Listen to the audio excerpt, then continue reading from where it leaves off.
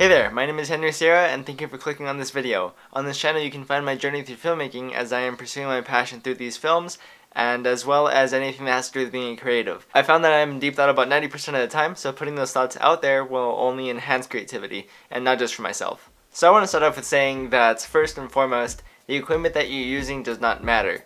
The thing that matters the most is your ability to tell a story or have an engaging kind of way to make your video that will keep the audience watching. Everyone is drawn to stories. That is what we all can relate to. That is what we do as human beings, is create stories throughout our lives.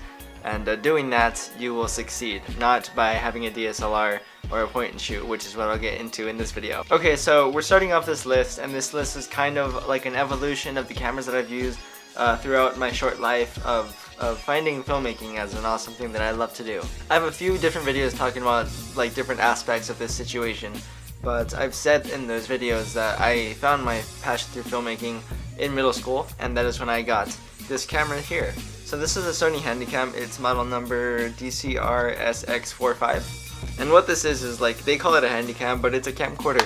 And it was the first thing that I got when I was younger. I had always been wanting to get a camera, and I got it for Christmas one year, and then that's when it all started. Okay, so put this into context. I was about 13 or 14 years old when I got this camera, and it was what I would use because it has a flip out screen. I don't think I showed that in the B-roll that I just put up for you guys, but it has a flip out screen, and that makes it really awesome for this. But in actual perspective, when you're using it, it doesn't seem like it is this good of a distance. It actually shows you this kind of a distance because it's just so close up to you. Other than that, this camera has pretty good zoom, so it has 70 times extended zoom. I'm assuming the extended zoom just means like the actual mechanics of the lens. It has 2000 digital zoom. So digital zoom, so imagine you take a photo and that distance from the photo is what you see in the photo. But then the photo itself, you enlarge it and stretch it out and stretch it out and stretch it out. Ow.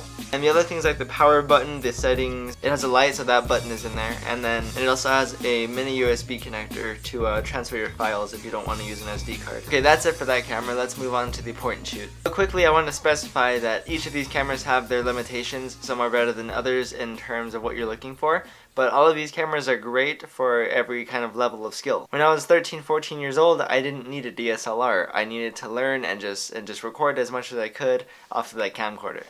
Alright, so up next we got the Canon PowerShot ALF 320HS. This is a 16.1 megapixel camera, and I want to specify that because when I got this camera, it was not common to find that many megapixels in point and shoots. But now, in 2018, pretty much every point and shoot camera is probably around a good megapixel amount. This kind of camera is probably one of the most common that you have probably seen at every event or birthday party or family gathering or anything like that. They're probably the most convenient cameras next to your phone that you can just pull out and turn on and use immediately. I would say that the only drawback to these ones is that you would need about 4 batteries if you are going to record any decent amount of video on them, because their batteries do not carry that much juice. What? Voltage? Amps? Is that the right word? I don't even know. Basically, this is what that looks like, and the battery's at the bottom. You can just lift that little thing there, and then that orange little piece, and then the white thing that is the battery. So 3.7 volts and 1400 milliamps, is that what that is? And there you go. The buttons for this are also very convenient. You have the shutter button here and the manual to auto button right here for the settings, and then you have your on and off. Once you turn it on, you get an entire view of what you're looking at. You get your settings. You get to adjust your ISO. Be careful with that because this does have its limitations, and if you put your ISO too low or too high, it will look very grainy or very blown out. The limitations that this one has, I would say it doesn't have a detachable lens, so you can't manual focus and do what you want with that and exchange lenses. It does have exposure ISO adjustments. I believe it has temperature adjustments as well. Yeah, so you can adjust the white balance. I guess the only limitation that I would say as for the white balance and temperature is that you cannot actually like set it to exactly what you want. It only has certain categories of things that like sunny or cloudy, things like that, that you can use as filters. Besides that, this camera is great. I've used it in some videos, and I would use it a lot more if it wasn't half broken. That's why I don't use it. The microphones that are inside are messed up. The lens is messed up. It doesn't open and shut like it should. But besides that, it does shoot full HD. I'm not sure if my camcorder does. I think it does. I'm pretty sure it does. So the last camera I want to talk about now is the DSLR, and that's what I'm filming on right now. Only I'm using an external microphone and a tripod instead of the B-roll that you guys saw. This is the camera that I've most recently started owning, as I bought it like 2 weeks before I started this channel. I've always wanted a DSLR. I thought they were always really cool. I thought they looked cool. I thought the fact that you could zoom in and zoom out with the lens was cool. I thought all of the extra things that it had were a lot better for using as tools. So with this camera, when you dissect it, it is a body and a lens. You can exchange the lenses for anything better, anything that looks different, like wide angle versus telephoto, things like that. I currently only have one lens, which is the kit lens. That's an 18 to 55mm. It's kind of like the general kind of beginner's entry level lens. With a DSLR, you can mess with the ISO, the exposure, the aperture. I would say that that's the major difference with the DSLR versus the camcorder or point and shoot, is that it has all of the better options that you can use to maximize the quality of your work. It has a flip out screen, which is what the camcorder does, but the point and shoot does not. This actually has a knob at the top that you can turn back and forth for maybe like 7-8 different options. With this camera, I actually have some settings calibrated already. The only thing that I would say I adjust the most is the ISO and exposure. This camera also has a flip out flash that is kind of stock on all of the DSLRs that Canon makes. This camera has been amazing. I've learned a lot from it, but this does also have its limitations. And after a year, I've kind of maximized those options that I've had from this DSLR. I do feel like I could be ready for something new.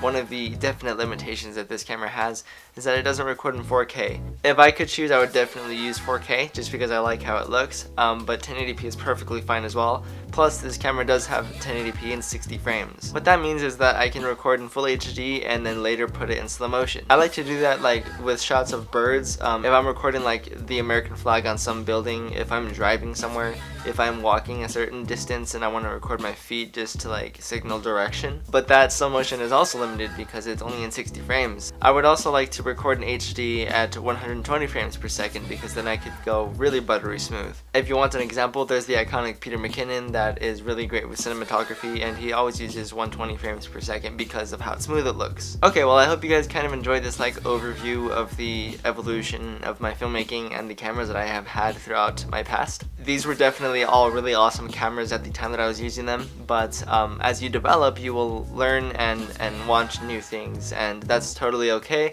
But just know that, yes, things do stop gaining quality as you continue to buy. I mean, really, after you reach full HD or 4K, there's really not much anything better than that besides like the red cinema cameras that are used. And or Blackmagic. But yeah, when it comes down to it, as long as you know what you're doing and you know how to tell a story and you know how to tell your story, that is all you need, and just the best camera at your disposal. That is why I use the DSLR most of the time. Anyways, I will end this video here. If you guys enjoyed this film, please like, subscribe to my channel, and turn on post notifications to never miss an upload. I think I'll start using the Premiere feature on YouTube that they just came out with. It's like a trial test that they're doing. And I got that feature, so I might use that now, which is awesome. I post on Mondays, Wednesdays, and Fridays, usually around 10 p.m. EST, and I also do live streams on Sundays at 8 p.m. EST. Other than that, I will see you guys in my next post. Bye.